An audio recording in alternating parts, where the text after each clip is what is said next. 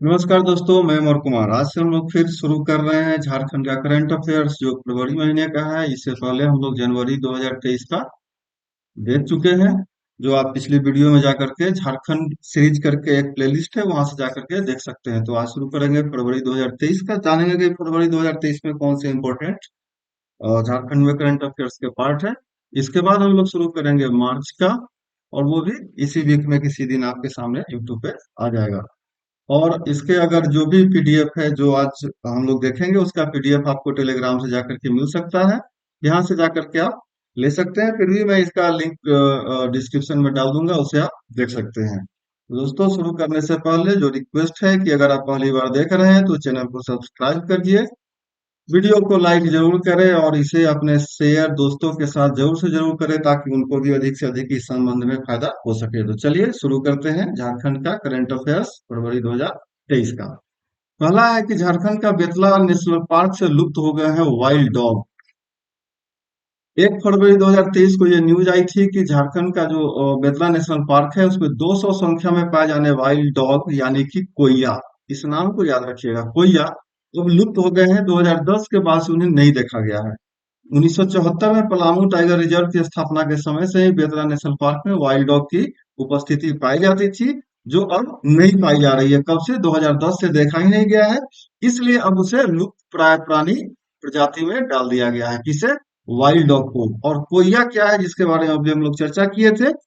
तो जो wild dog Betla national park में पाया जाता है, उसको स्थानीय भाषा में कोइया कहा जाता है। तो ये एक इम्पोर्टेंट चीज है कि वाइल्ड डॉग जो बेतला नेशनल पार्क में पाया जाता है, उसे स्थानीय भाषा में कोइया कहा जाता है। 2010 से ये नहीं मिल रहा है और ये लुप्त प्राय प्रजाति में शामिल कर दिया गया है।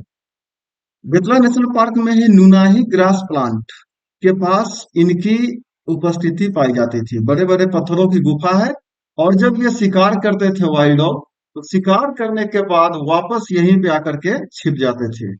तो नुनाही ग्रास प्लांट याद रखना है, इनका निवास स्थल होता है जो बड़े बड़े पत्थरों की गुफा है। और वाइल्ड डॉग को स्थानीय भाषा में कोइया कहा जाता है। यही है वो वाइल्ड डॉग जो नहीं पाया जाता। झारखंड कृषि पशुधन विपणन विधेयक 2022 को राज्यपाल से मंजूरी मिल गई है। इसमें होना क्या है, इस विधेयक में तीन इंपॉर्टेंट है झारखंड राज्य कृषि उपज पशुधन विपणन विधेयक। क्योंकि अब जो इस विधेयक के पास होने के बाद राज्य में मुख्य रूप से खरीदारों को 2% कृषि बाजार टैक्स, 2% कृषि बाजार टैक्स, और तुरंत नष्ट होने वाले कृषि उपज जो तुरंत नष्ट हो जाते हैं, उस पे 1% का टैक्स लगाया जाएगा। ठीक है, इस दो चीज को याद रखना है कि जो चीज भी वो खरीदेंगे उस पे 2% कृषि बाजार टैक्स है, और वैसा फसल जो उपज जो तुरंत नष्ट हो सकता है, उस पे 1% टैक्स लगेगा। तो ये जो 3% ऑलमोस्ट टैक्स लिया जा रहा है, उसका क्या किया जाएगा? उसमें बताया गया है कि विधेयक में कृषि बाजार समितियों को राज्य सरकार द्वारा मनोनीत या निर्वाचित प्रतिनिधि को अध्यक्ष बनाया जाएगा। जो एक देश एक बाजार, ये केंद्र सरकार का एक प्रोग्राम है, एक देश एक बाजार के तहत जो किसान है उनको आधुनिक विपणन, विपणन का मतलब होता है मार्केटिंग, विपणन व्यवस्था के तहत इलेक्ट्रॉनिक ट्रेडिंग पोर्टल से जोड़ा जाएगा। कृषि बाजार टैक्स से प्राप्त राजस्व से ग्रामीण हाट बाजारों का आधुनिकीकरण मॉडर्नाइजेशन के साथ नए बाजार की स्थापना होगी, ताकि जो भी किसान बंधु हैं उनको हर 10 किलोमीटर पर एक बाजार की उपलब्धता कराया जाए। तो ये राज्यपाल महोदय रमेश बैस, और आपको बताना है ये कृषि मंत्री महोदय का नाम, कि इनका नाम क्या है, आप कमेंट बॉक्स में इसे बता सकते हैं। नेक्स्ट है, केंद्रीय गृह सहकारिता मंत्री अमित शाह ने झारखंड के देवघर में इफ्को नैनो यूरिया प्लांट के 5वें संयंत्र का भूमि पूजन शिलान्यास किया।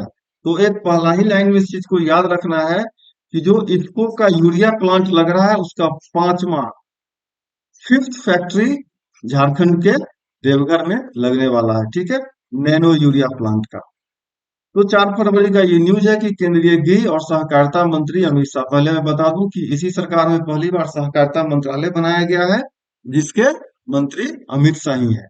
झारखंड में देवघर के विश्व के पहले इफ्को नैनो यूरिया प्लांट के 5वें संयंत्र का भूमि पूजन किया है, जहां पे लगभग 6 करोड़ तरल लिक्विड यूरिया का बोतलों में निर्माण किया जाएगा।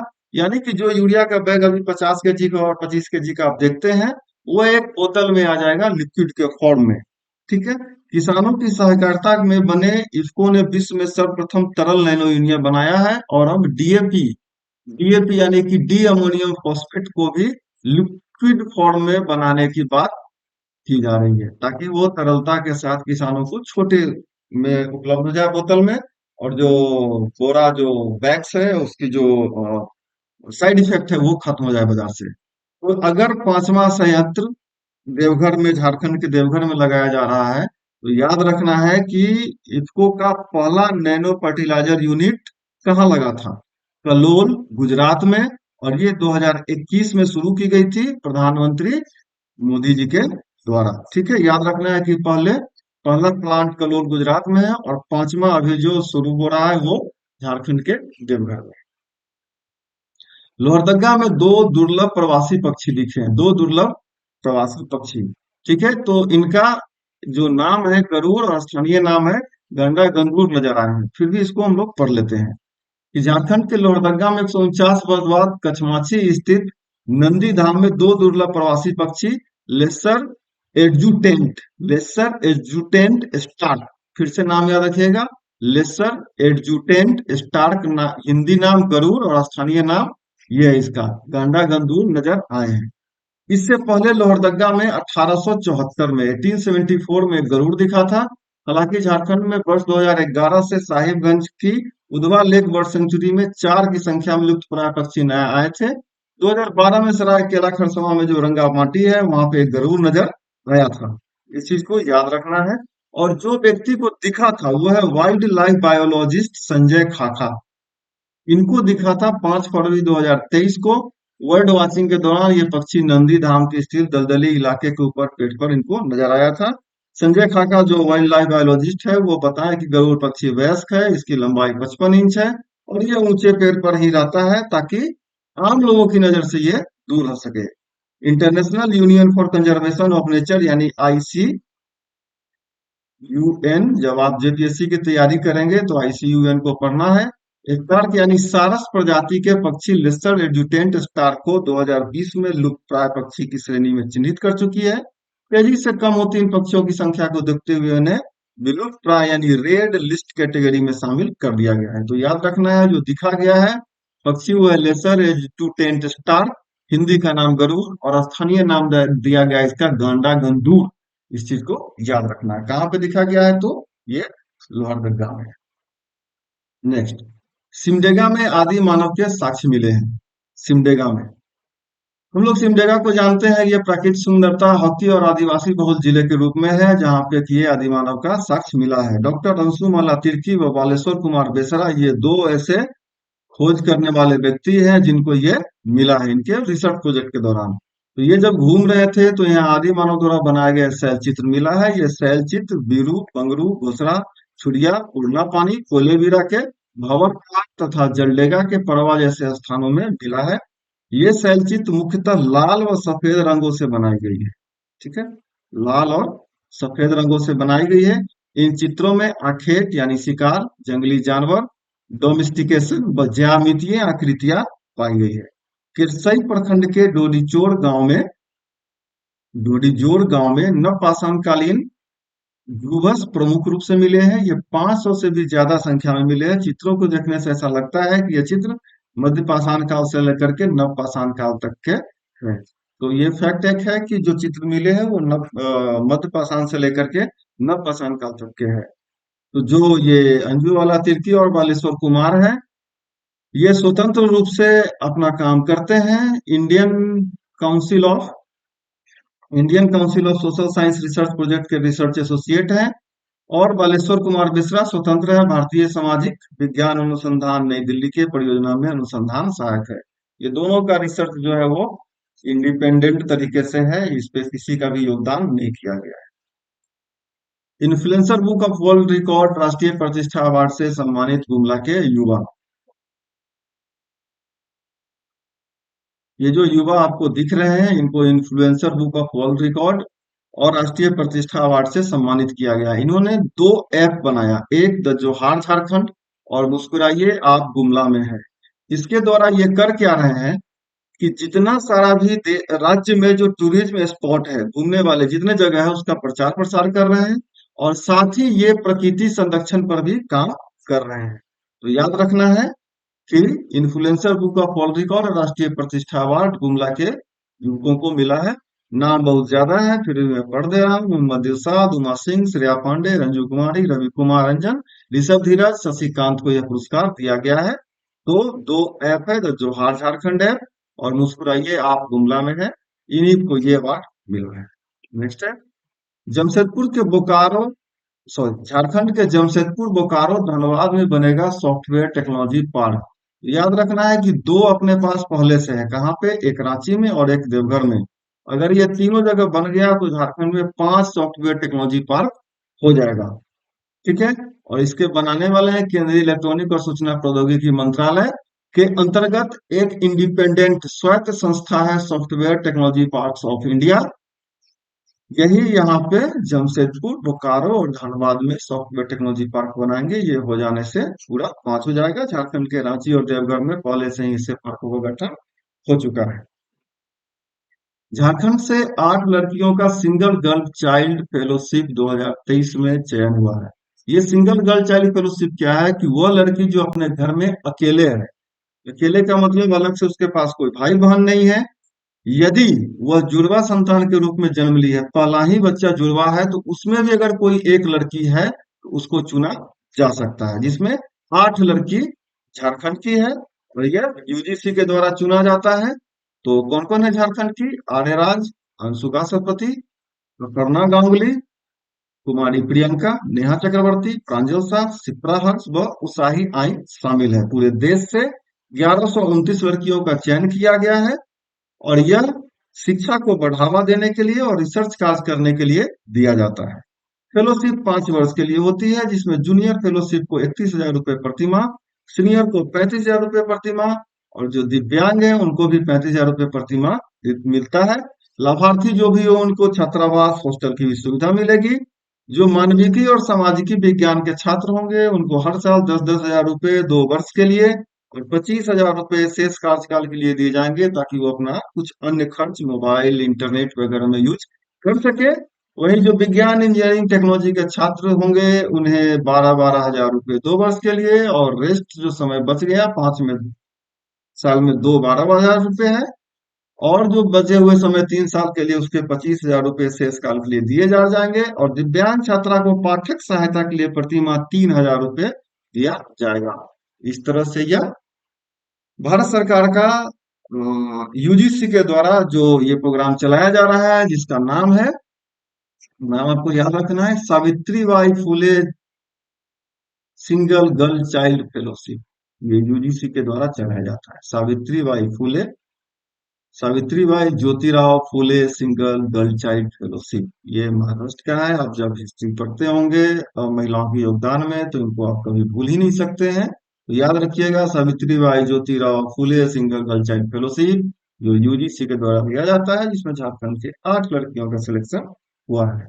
दोस्तों यहाँ तक वीडियो अभी जारी है, आगे है। आप, मुझे उम्मीद है अभी तक आप शेयर कर चुके होंगे और जब पहली बार देखे हैं तो काइंडली से सब्सक्राइब तो निश्चित कर लेंगे और जो बेल आइकन आपको दिखता है उसे जरूर प्रेस कर लेंगे, ताकि वीडियो जब भी आए करंट अफेयर्स का या झारखंड से संबंधित अन्य कोई वीडियो, उससे आप पहले प्राप्त कर ले और साथ ही लाइक करते चले वीडियो को।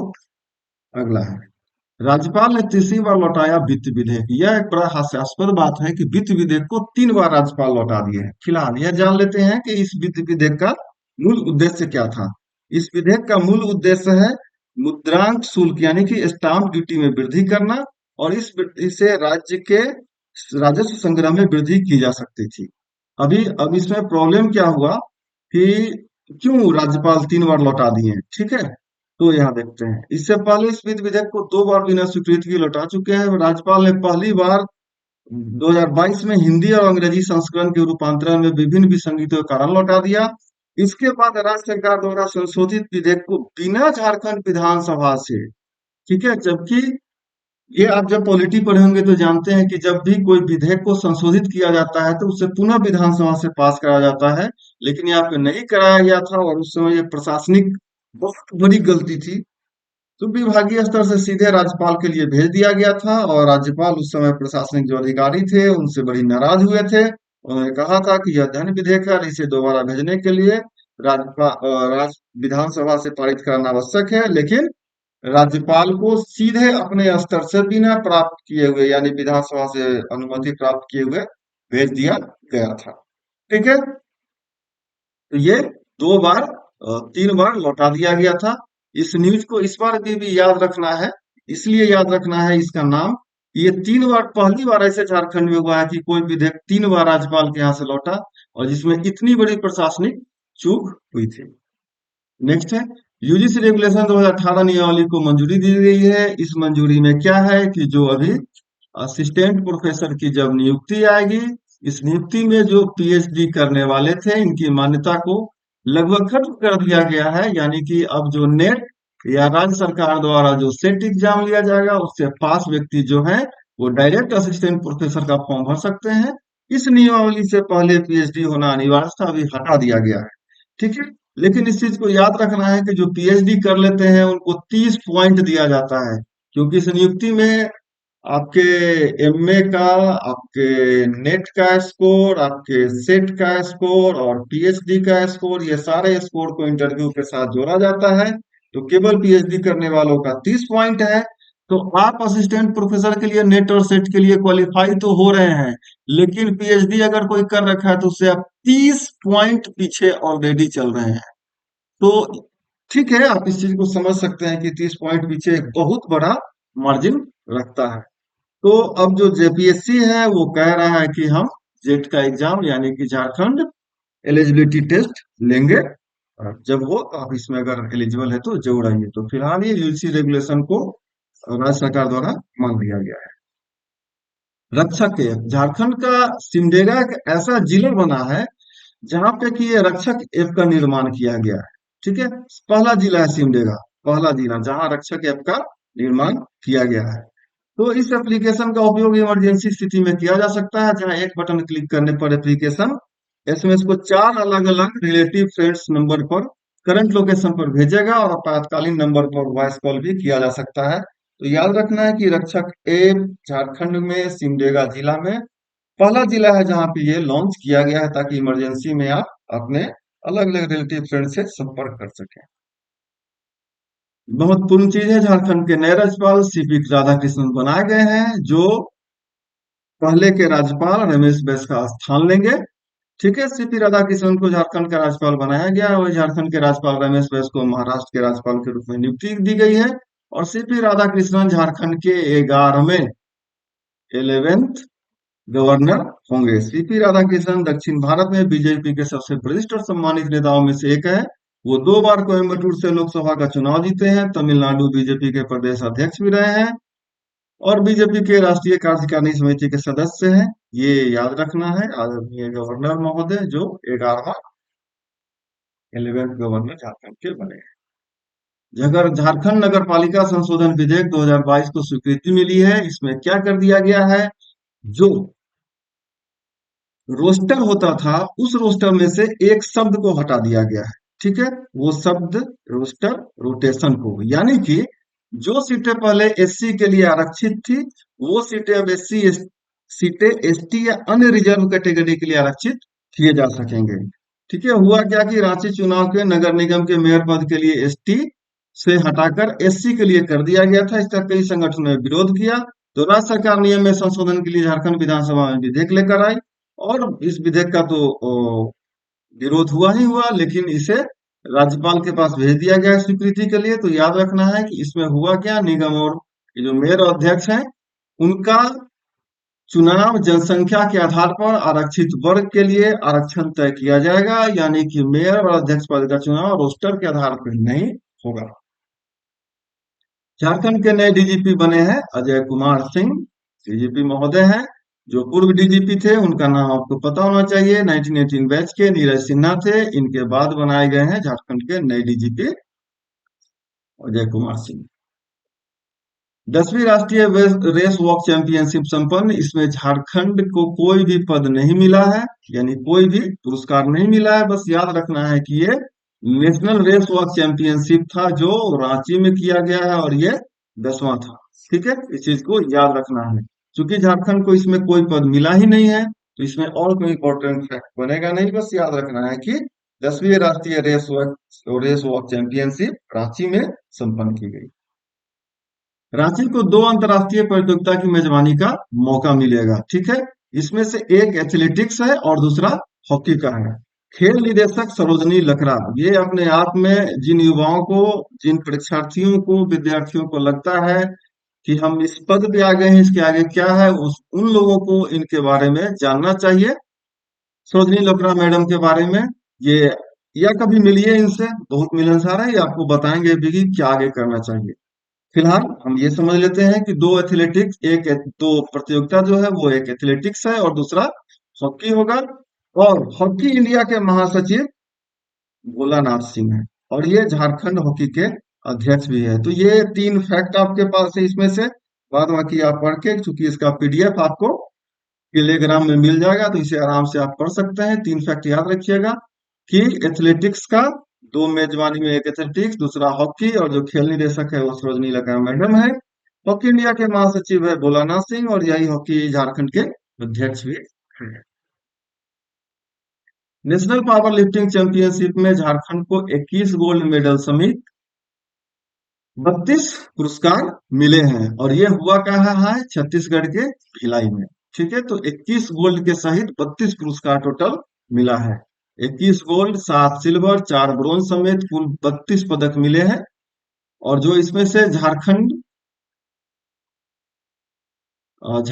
की जो अंशिता तिर्की को senior strong women of India, Akhlaq Khan को junior strong women of India, Aftab Alam को बेस्ट लिफ्टर का खिताब मिला है। जो झारखंड की ओर से गोल्ड लेने वाले में हर्षानंद, मंजीत टोपो, आनंद कुमार, ऐसे पूरा उनका नाम दिया गया है। चूंकि 21 गोल्ड है तो इसमें से इंपॉर्टेंट किसी का नाम नहीं रह जाता है।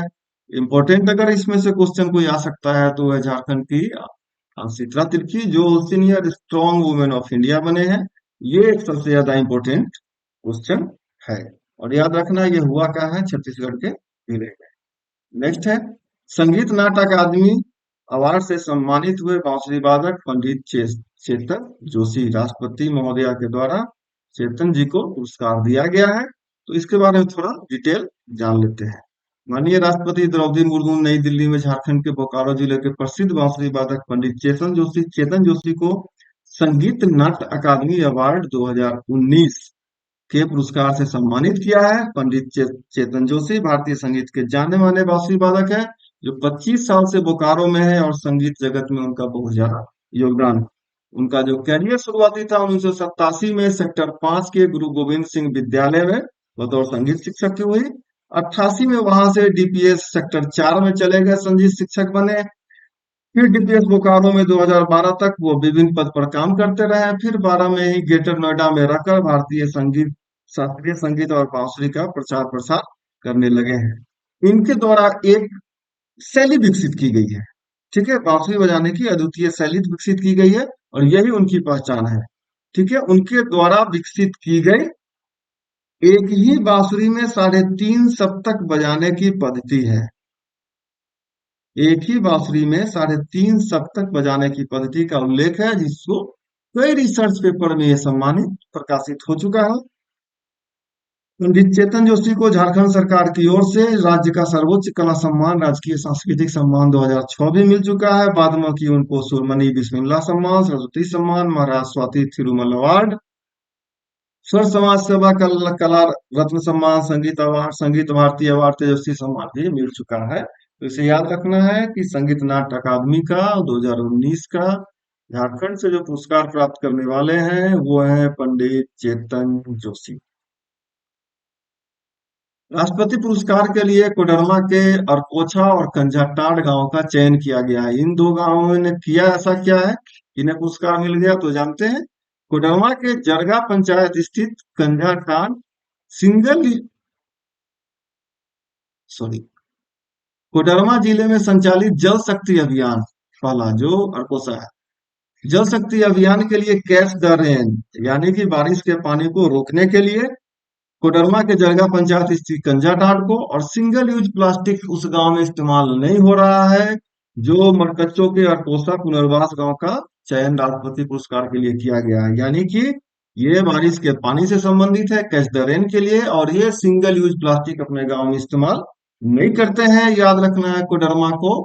कंप्यूटर के मामले में एक पुरस्कार मिला है, पीछे वाला वीडियो में देख सकते हैं। कोडरमा के डीसी हैं आदित्य रंजन महोदय, जिनके ही नेतृत्व में ये पुरस्कार दिया गया है।